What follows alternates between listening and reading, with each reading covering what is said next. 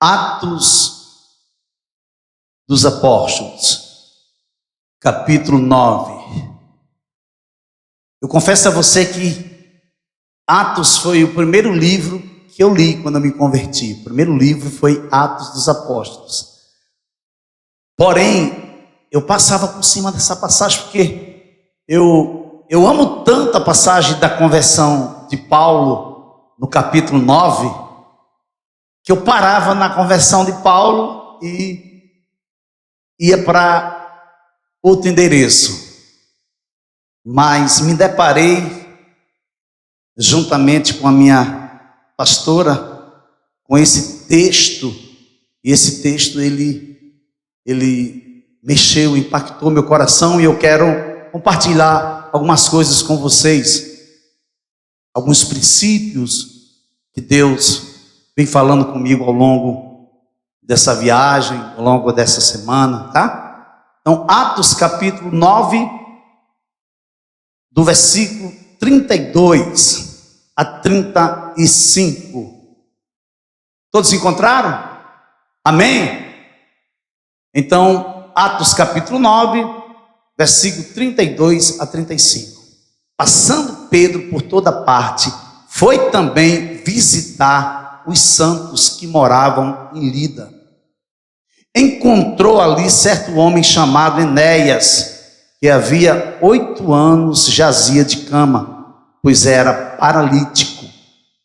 Pedro lhe disse: Enéas, Jesus Cristo cura você. Levante-se e arrume a sua cama. Ele imediatamente se levantou. Versículo 35. Todos os habitantes de Lida e da região de Saron viram Enéas e se converteram ao Senhor. Vamos orar. Feche seus olhos, curva sua cabeça. Pai eterno, Deus poderoso, Criador dos céus e da terra, Bispo e pastor de nossas almas, nós nos aquietamos agora na tua presença e te pedimos que tu possa falar conosco através da tua palavra, Senhor. Queremos ouvir a tua voz, em nome de Jesus. Amém. Amém? Eu estou intitulando essa mensagem de Deus não tem prediletos. É isso mesmo.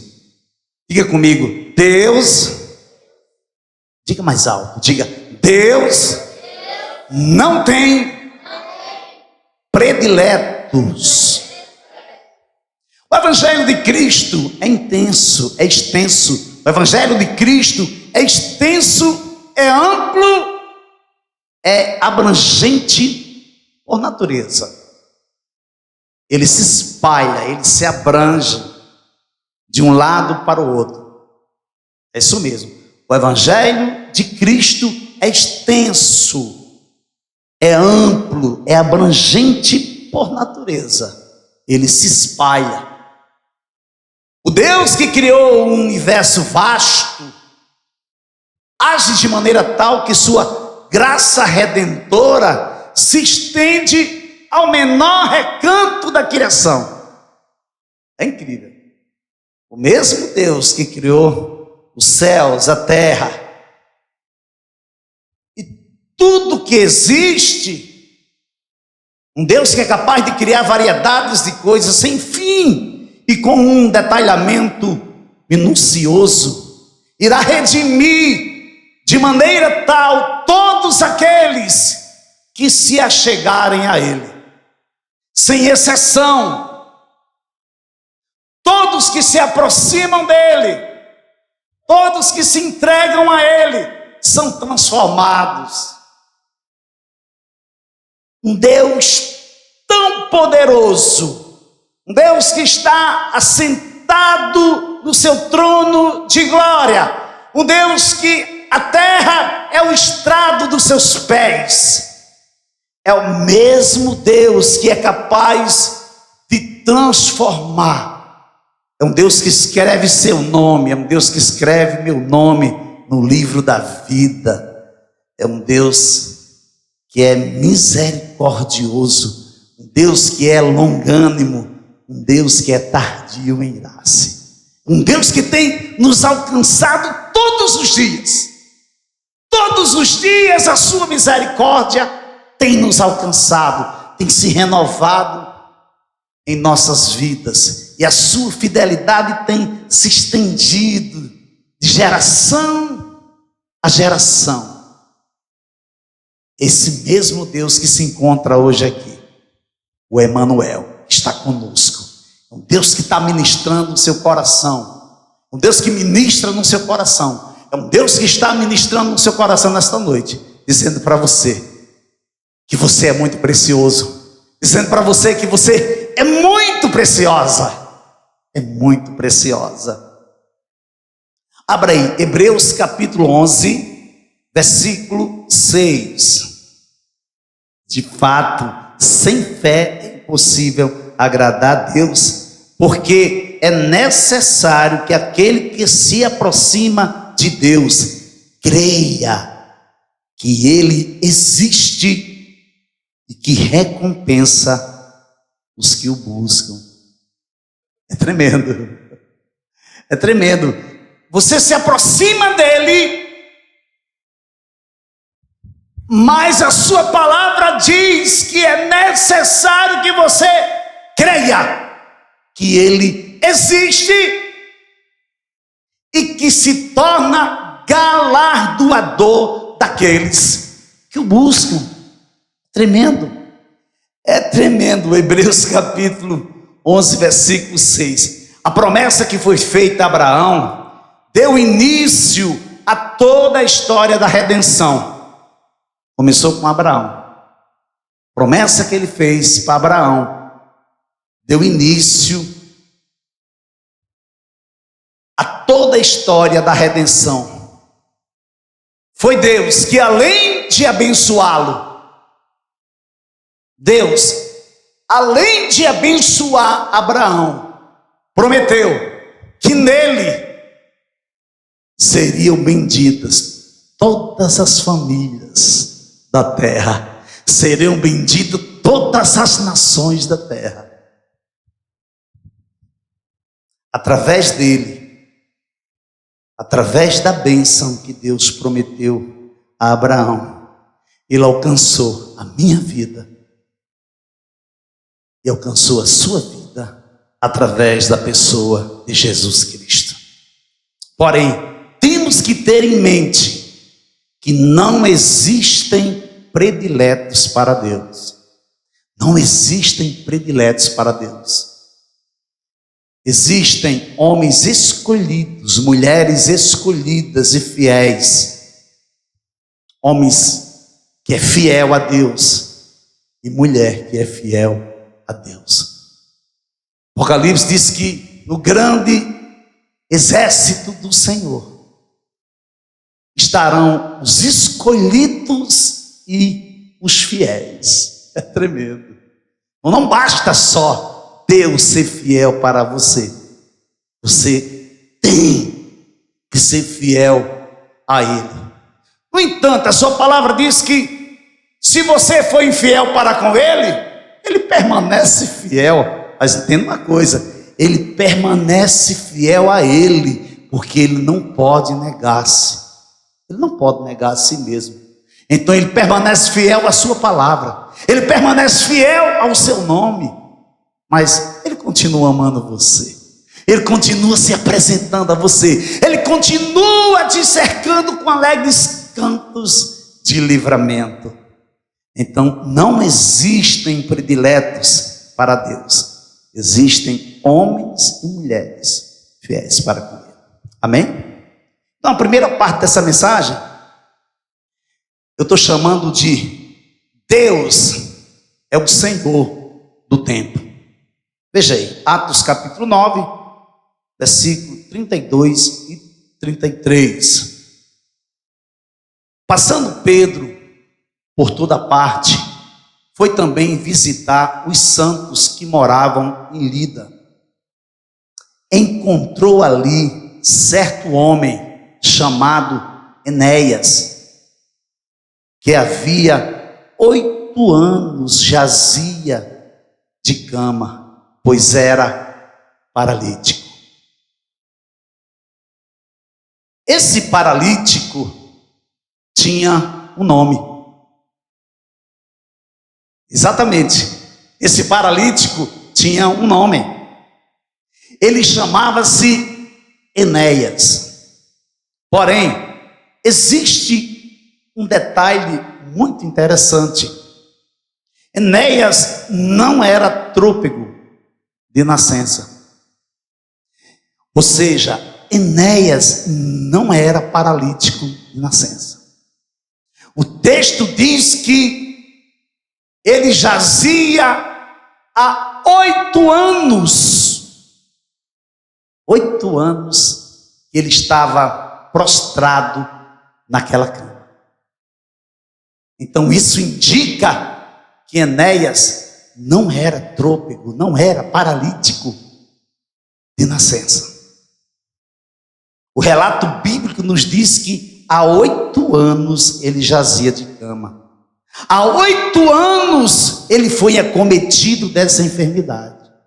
Há 8 anos ele havia perdido a sensibilidade do movimento de suas pernas. Isso nos fala muito. Isso nos fala muito. Agora veja bem, pensa comigo. Poderíamos dizer que ocorreu um atrofiamento nos movimentos das pernas de Enéas. E com isso ele ficou impossibilitado de andar.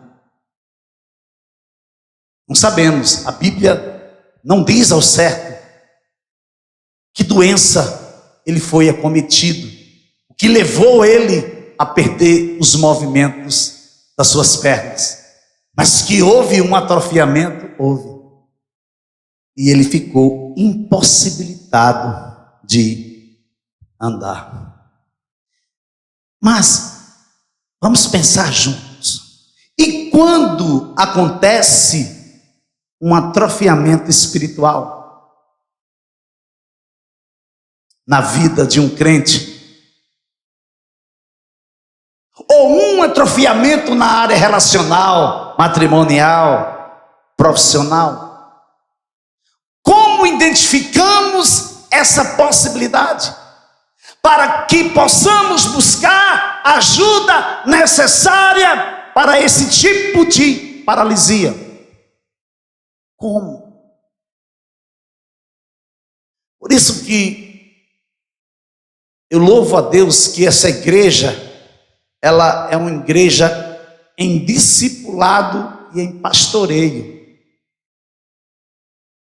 Mas mesmo assim, haverá momento em determinada área da vida do discípulo, ele não vai ter coragem de se abrir. Haverá momento, haverá áreas na vida de um discípulo, ele não vai ter coragem de vomitar, de abrir seu coração, de dizer ao seu discipulador: eu preciso de ajuda nessa área, eu não estou rompendo, essa área da minha vida está atrofiada.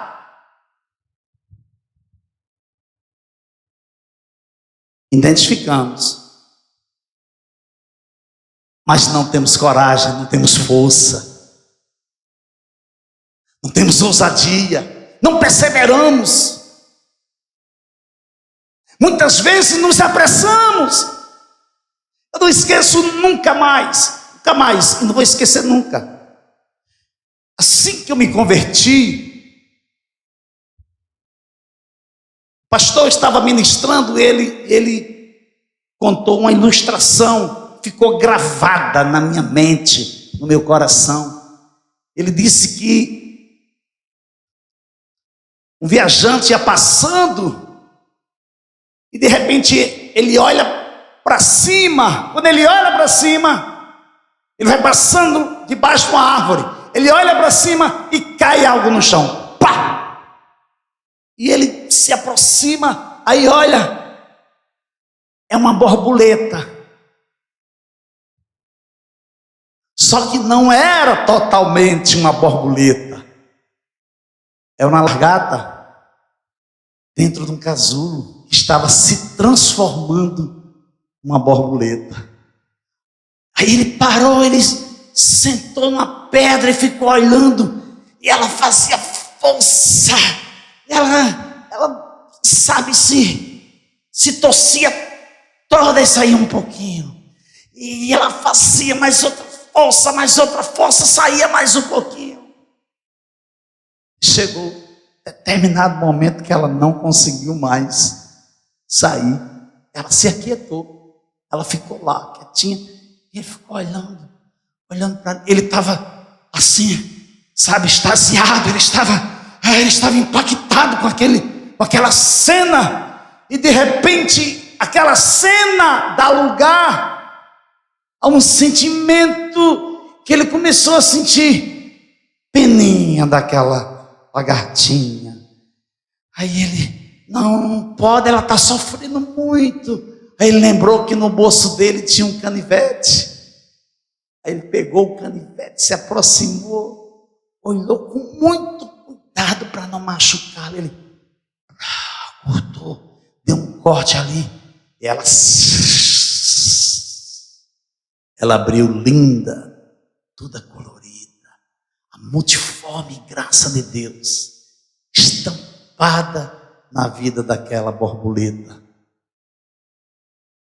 Ele olha admirado, ele fica muito feliz porque ajudou aquela lagartinha a se transformar numa borboleta. Quando ele olha mais assim, presta mais atenção um pouquinho, quando chama a atenção dele, que ele se aproxima, ela vai, pronto, ela dá o último fôlego e morre. Por quê? Porque ele abortou o processo. Não era para ele ajudar. Não era. Era para ele deixar ela ali no cantinho dela e seguir viagem. Porque ela, naturalmente, ela ia sofrer dores, ela ia passar por dores, mas o processo de metamorfose ia acontecer e ela seria transformada numa linda borboleta. Isso marcou-me. Isso marcou. Muitas vezes nós identificamos o atrofiamento, mas não buscamos a ajuda necessária. E às vezes buscamos a ajuda necessária, encontramos a ajuda necessária, mas não nos submetemos. Não nos submetemos. Mas interessante, Jesus é tremendo. Quando nós olhamos para Ele, nós só nos deparamos com perfeição, com amor, com graça, com autoridade. As pessoas olhavam para Jesus ministrando, as pessoas olhavam para ele extasiados. Por quê? Porque ele falava como quem tinha autoridade. E ele deixa o convite para você, ele deixa o convite para mim. Por que ele deixa? Por que ele deixou o convite escrito? Porque ele sabia que mais cedo ou mais tarde, você não ia suportar. Mais cedo ou mais tarde você estaria esgotada. Mais cedo ou mais tarde você estaria cansado, você estaria cansada. Mas cedo ou mais tarde você estaria oprimido. Ele deixa escrito: vinde a mim, todos os que estáis cansados e oprimidos, eu vos aliviarei. Tomai sobre vós o meu jugo e aprendei de mim, que sou manso e humilde de coração, e encontrareis descanso para as vossas almas, porque o meu jugo é suave e o meu fardo é leve. Mateus capítulo 11, versículo 28 a 30. Por que Jesus deixa escrito isso aqui? Porque ele sabia que você ia cansar. Porque ele sabia que você ia dizer: eu não aguento mais, eu estou cheio, eu estou cheia, eu não quero mais essa vida. Por isso que ele deixou esse convite para você. Por quê? Sabe por quê?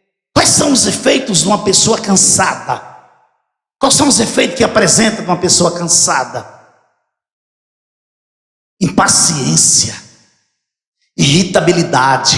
Quando estamos mentalmente exaustos, deixamos de ponderar de maneira adequada. Dificuldade de concentração, insônia, desânimo, tristeza, angústia, ansiedade, procrastinação, alterações de apetite, perda do libido. Perda do libido. E às vezes passa de minhoquinhas na cabeça do cônjuge, porque ele não entende que você está num momento de estresse, você está cansado, você não tem vontade de fazer nada, você só queria ver na sua frente aquela situação se transformar como se fosse um sonho. Você abriu, piscar de olhos, está tudo transformado, mas você esqueceu que existe um processo. E que as atividades que você agregou ao processo não podem ser mais importantes do que o propósito. Porque o importante é o propósito. Mas quando estamos oprimidos, o que é que acontece? Perda de alguma memória. Perda de algumas memórias. O que mais? Segundo, sensação de fadiga mental. Você está cansado todo o tempo. Nada satisfaz você. E você cansado, você é oprimido. Ó, Jesus disse, cansados e oprimidos. Então você cansado, oprimido, você está fadigado, você está cheio de irritabilidade. Pressão alta, sua pressão sobe, desce. Ganho de massa corporal. Você começa a engordar, não sabe por quê. Ou senão você começa a perder, não sabe por quê. Porque você está cansado, porque você está oprimido. E de repente começa a massa corporal começa a sair do certo limite. E você começa a ficar mais fadigado, mais irritado. E você não... Chega um momento que você não para. Você não tira tempo mais sozinho com Deus. Você não espera Deus falar com você. Você tem que parar. Você tem que ouvir Deus falando. E se o que Ele falar vai de encontro a tudo aquilo que você está pensando e não tem nada a ver com o que você está com vontade de fazer, abra mão, lance fora e fique com a vontade dEle. Fique com o que Ele está falando para você. Não troque a vontade de Deus por coisas que você não conhece. Existe um nome que nós não devemos esquecer jamais. Que esse nome é sobre todo nome. Ele é sobre todo nome. É o nome de Jesus. Porque através do nome de Jesus seremos bem-sucedidos. Podemos todas as coisas naquele que nos fortalece. Somos mais do que vencedores. Descobrimos o segredo de passar dificuldade, tanto na abundância como de escassez, de perseguição, de açoites.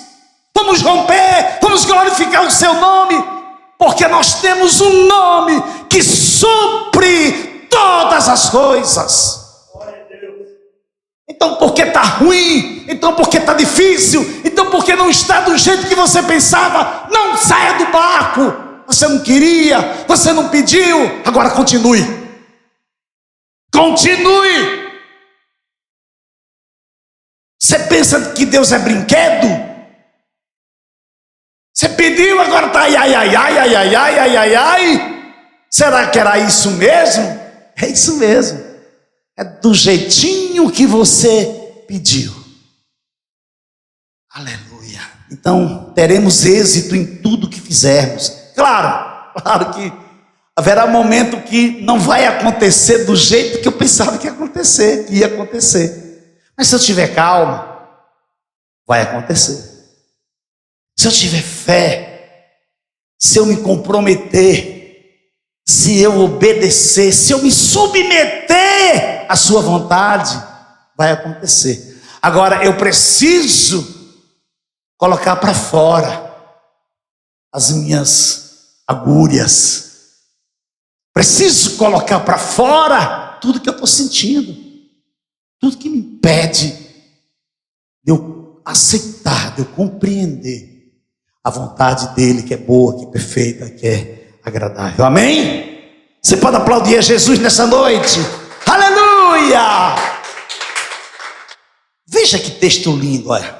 Abra sua Bíblia em 1 Pedro, primeira carta de Pedro, capítulo 2, a partir do versículo 21 a 25.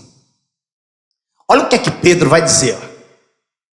Porque para isto mesmo vocês foram chamados. Pois também Cristo sofreu no lugar de vocês, deixando exemplo, para que vocês sigam os seus passos. Ele não cometeu pecado, nem foi encontrado engano em sua boca.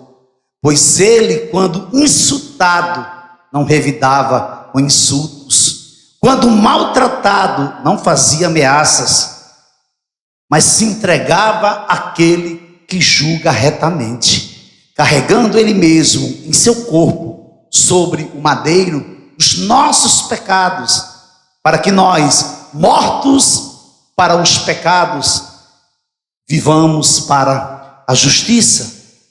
Pelas feridas dele, vocês foram sarados, porque vocês estavam desgarrados como ovelhas. Agora, porém, se converteram ao pastor e bispo da alma de vocês.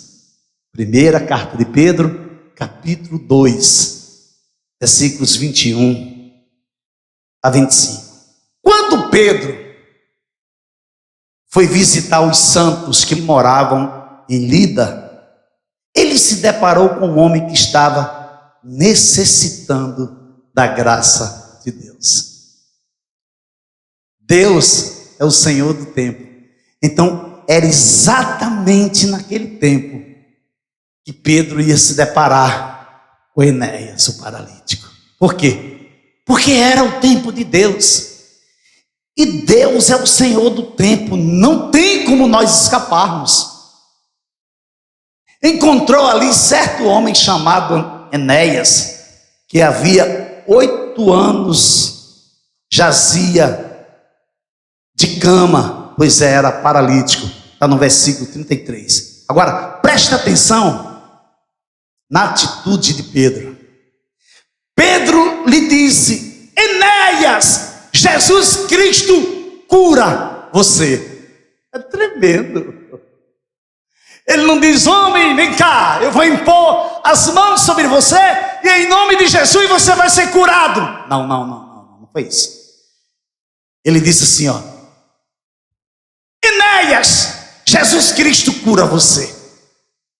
Eu digo para você nesta noite: Camila, Jesus Cristo cura você. Aleluia. Robete, Jesus cura você.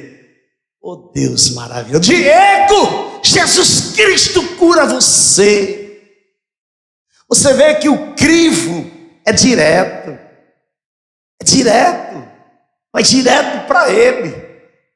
Ele diz: Enéia, Jesus Cristo cura você. Levante-se e arrume a sua cama.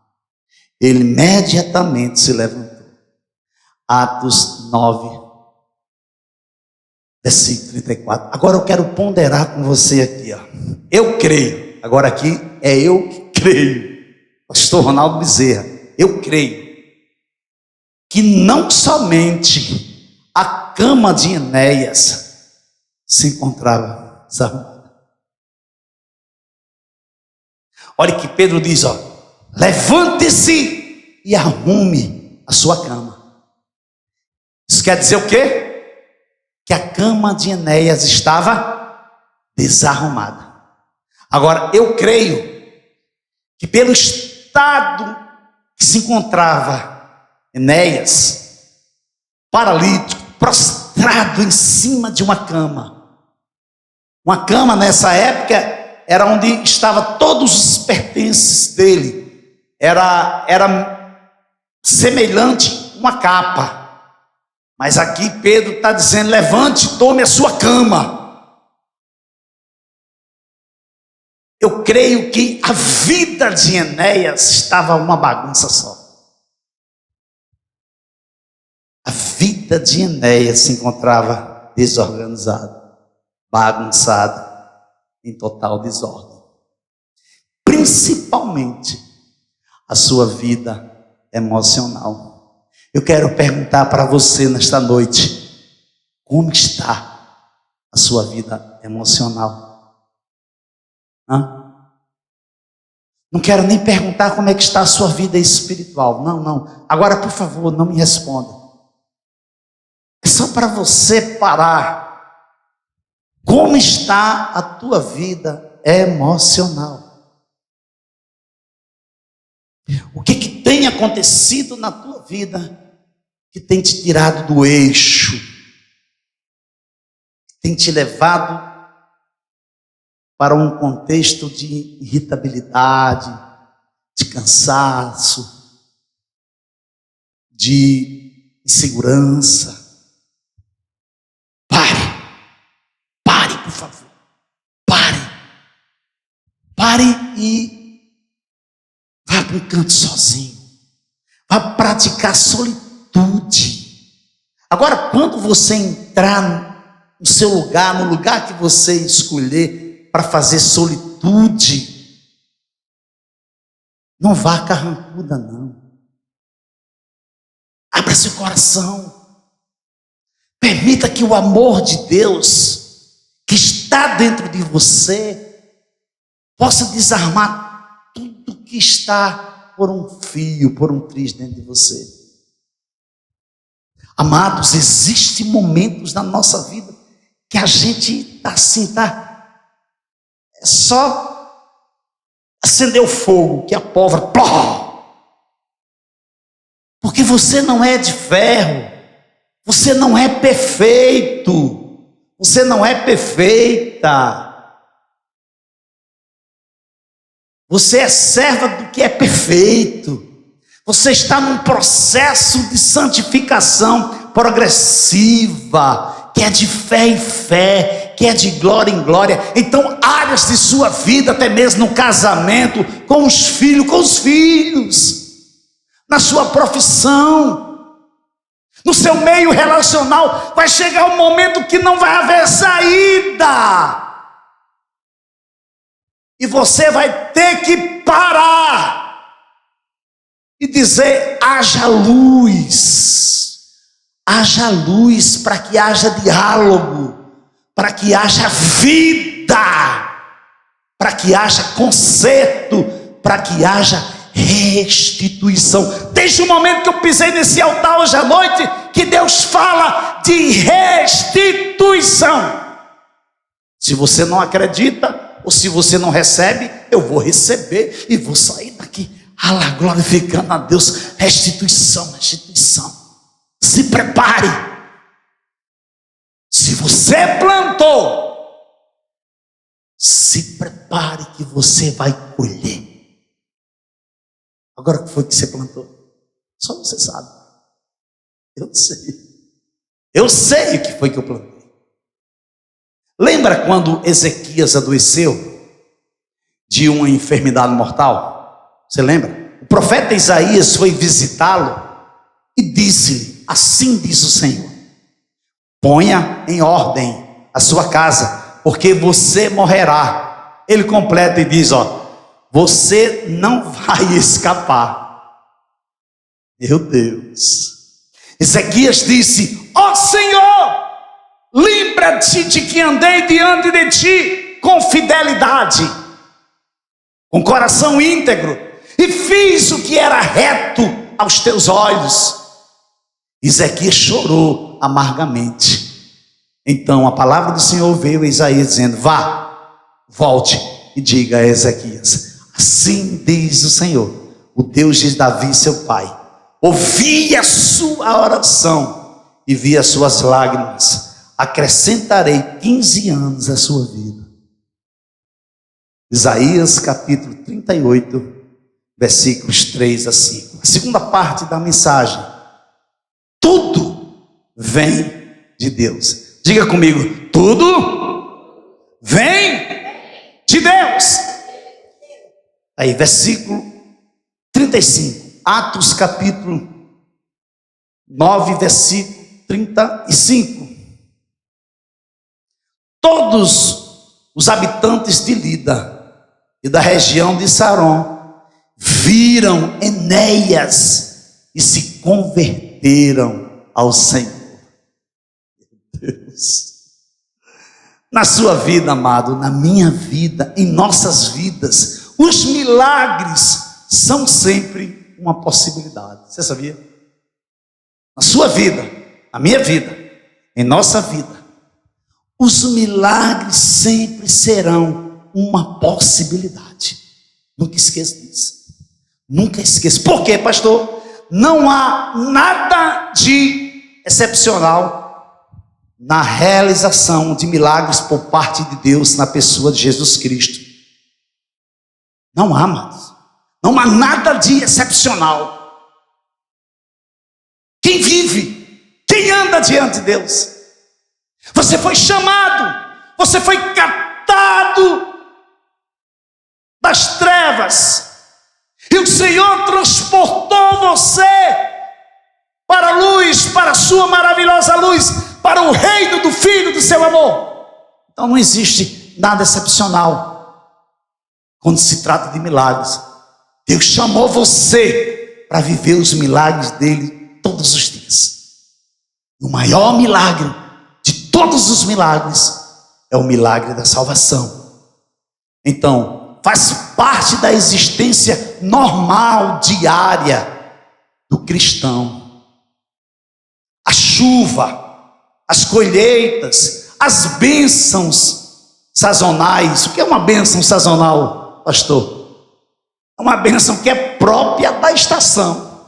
Ela vai dar o fruto na sua estação. Ela vai chover na estação. Porém, além disso, Deus ainda acrescenta a chuva seródia, que é fora da estação. Quando você pensa que não vai dar mais certo, quando você pensa que acabou, aí Deus diz: eu vou começar de novo.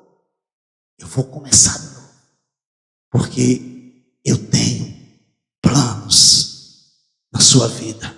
Eu tenho planos na vida da sua família. Então veja bem, tudo vem de Deus. O que o Evangelho faz é transformar o milagre em rotina, e a rotina em milagre. É tremendo. Mas rotina é assim, amado. Você está caminhando. Olha, você tem caminhado, você sai de casa e você não tem noção dos livramentos que Deus te dá durante o dia. Você nem imagina o que é que Deus faz por você quando você está dormindo. Você nem imagina. E Deus está fazendo. Ele está te dando conselhos à sua vista. Está no Salmo 32. Ele te conduz e te dá conselhos ali olhando para você. E você tendo discernimento. Papai está falando comigo. Eu vou porque é Ele que está na minha frente. Eu vou porque eu me comprometi. Aí você vai ver que coisas tremendas que acontecem. O mesmo Deus que curou Enéas, o paralítico, é o que envia a chuva. Deus não se encontra limitado ao que podemos imaginar. Você sabia? Você pode estar pensando: poxa, o que foi que eu fiz? Não era para me ter feito isso. E muitas vezes não era mesmo, não.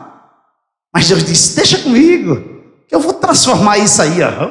Eu vou fazer uma tempestade tão grande, eu vou lançar um terremoto tão grande, que vai confundir todo mundo. Porque eu sou o teu Deus, porque eu amo você.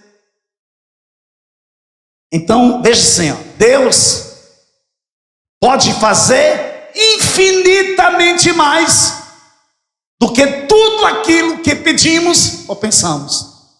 Está vendo aí? Efésios capítulo 3, versículos 20.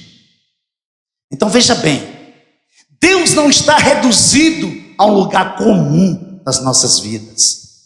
Ele pode de fato, subitamente, operar prodígios e maravilhas na sua vida. Deus nunca se encontra ausente, até mesmo quando tudo parece um caos, quando de uma forma aparente não tem mais jeito. Deus vem e faz o que somente Ele pode fazer. Somente o que Ele pode fazer. Deus está aqui agora. Deus está aqui para ser louvado por você, para ser adorado por você. Ele está aqui para que você diga para Ele que você vai obedecer a Ele, você vai continuar obedecendo a Ele. Ele está aqui para ser exaltado e para ser celebrado pela sua igreja. Tanto na sua rotina, quanto na sua situação extraordinária. Deus está presente o tempo todo, segurando na sua mão com sua destra fiel e te dizendo: não temais, eu estou contigo. Aleluia. Você pode glorificar o nome de Jesus? Oh, aleluia. Agora veja bem, você está em Atos, né? Volte agora para o capítulo 3, tá? Capítulo 3 de Atos. Atos dos Apóstolos, capítulo 3, do versículo 1 ao versículo 8. Pedro e João estavam se dirigindo ao templo para a oração das 3 horas da tarde. Estava sendo levado um homem coxo de nascença, que diariamente era colocado à porta do templo, chamada Formosa, para pedir esmolas aos que entravam. Quando ele viu Pedro e João, que iam entrar no templo, pediu que lhe desse uma esmola. Pedro, fitando juntamente com João, disse: olhe para nós. Olhe para nós. Ele os olhava atentamente, esperando receber alguma coisa. Pedro, porém, lhe disse: não possuo nem prata nem ouro, mas o que tenho, isso lhe dou. Em nome de Jesus Cristo, o Nazareno, levante-se e ande. E pegando a mão direita do homem, ajudou-o a se levantar. Imediatamente os seus pés e tornozelos se firmaram, e dando um salto ficou em pé, começou a andar e entrou com eles no templo, pulando e louvando a Deus. Aleluia. Atos capítulo 3, versículos de 1 a 8. Veja bem, no texto base de hoje, Pedro, quando vai a Lida, se depara com um paralítico chamado Enéas. E ali ele olha e diz: Enéas, Jesus cura você. Havia 8 anos que Enéas jazia naquela cama, enfermo, paralítico. Já em Atos capítulo 3, são 2 pessoas, Pedro e João. Isso quer dizer que a vontade de Deus, que o poder de Deus, que os atributos invisíveis de Deus, ele segue singularmente e ele segue na coletividade. Ele usa a sua vida de maneira extraordinária, mas ele usa você ainda mais dentro do corpo. E quando um casal andam de mãos dadas, dão testemunhos que são crentes de verdade, não mercandejam a obra, são fiéis, vivem o processo de santificação progressiva. É assim que ele faz. Nós não temos nada. Tem ouro, não tem prata. Mas olha para nós. Olha, ele não diz olha para mim não. Ele diz olha para nós. Você diria isso hoje? Olha para nós. Você abriria sua boca e diria isso? Diante de Deus, diante dos anjos, diante de principados e potestades? Olha para nós. Que é muito simples. Você dizer olha para mim. Você dá um jeitinho e mostra uma aparência que você não é. Mas olha para nós. É diferente, amados. E Pedro e João seguem na direção desse paralítico. Ele diz, olhe para nós. E ele os olhava atentamente, esperando receber alguma coisa. Você sabia que as pessoas esperam receber alguma coisa de você? Essa história que as pessoas olham para você, porque você é crente, para jogar pedra em você, isso é balela. As pessoas olham para você querendo se alimentar com a sua vida. Porque a ordem de Deus para você é isso aqui, ó. Frutificação, frutificai-vos, porque você é frutificando que o Pai é glorificado.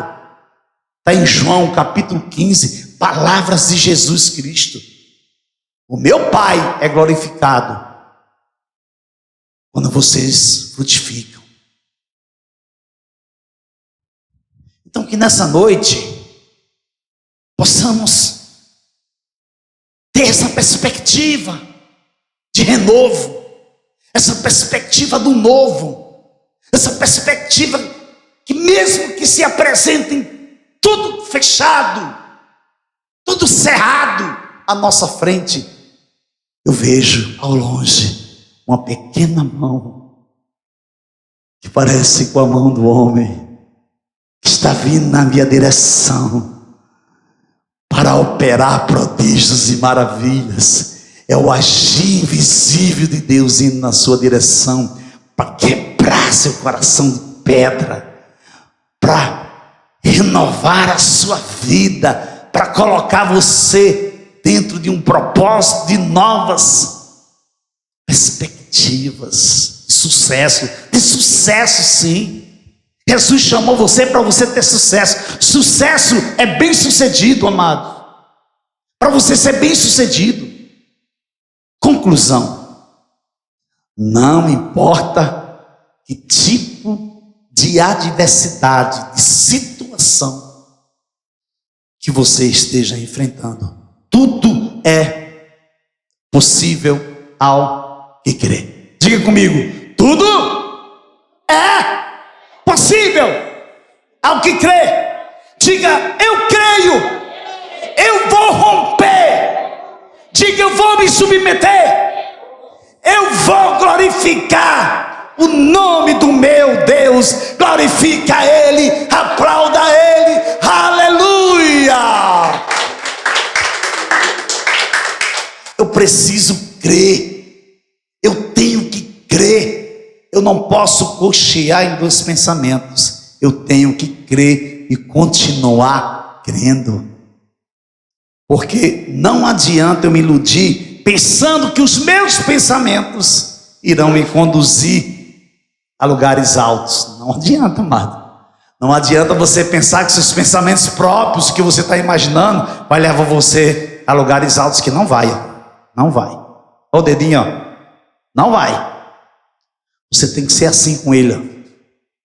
E tem mais. Princípios. Se você quebra princípios, você é quebrado por eles. Se você quebra princípios, você é quebrado por eles.